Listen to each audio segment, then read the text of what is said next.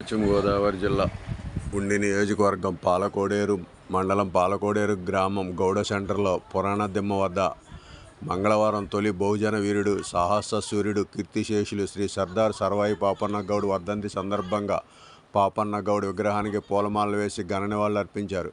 ఈ కార్యక్రమంలో జోలపాలి మాజీ గ్రామ సర్పంచ్ కొండేటి శివకుమార్ పాల్గొని పూలమాలలు వేసి నివాళులు అర్పించి మాట్లాడారు.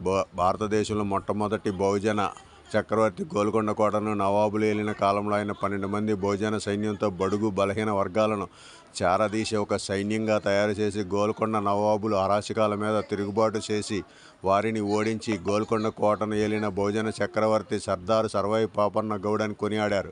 ఆయన ఆదర్శంగా తీసుకుని యువత అందరూ కూడా ముందుకు వెళ్లాలని తెలియజేశారు.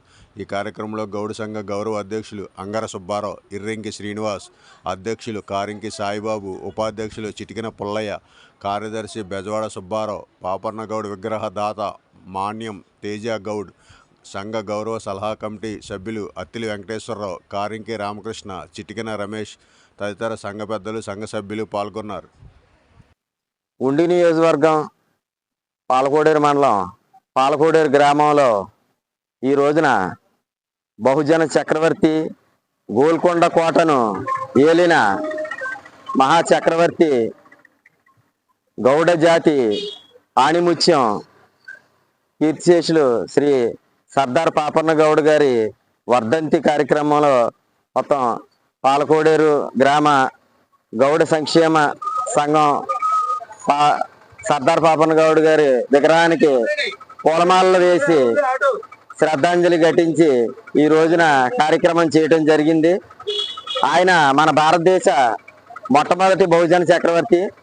గోల్కొండ కోటను నవాబులు ఏలుతున్న కాలంలో ఆయన 12 మంది సైన్యంతో మొదలుపెట్టి ఆ చుట్టుపక్కల ఉన్న యువకులను అందరినీ బలహీన వర్గాలని అందరినీ కూడా చేరదీసి ఒక సైన్యంగా తయారు చేసి గోల్కొండ నవాబుల అరాచకాల మీద తిరుగుబాటు చేసి వారిని ఓడించి గోల్కొండ కోటను ఏలిన బహుజన చక్రవర్తి ఆయన గౌడ ఆణిముత్యం.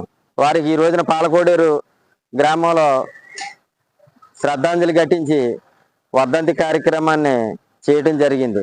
ఈ సందర్భంగా వారికి మౌనం పాటిస్తున్నాము.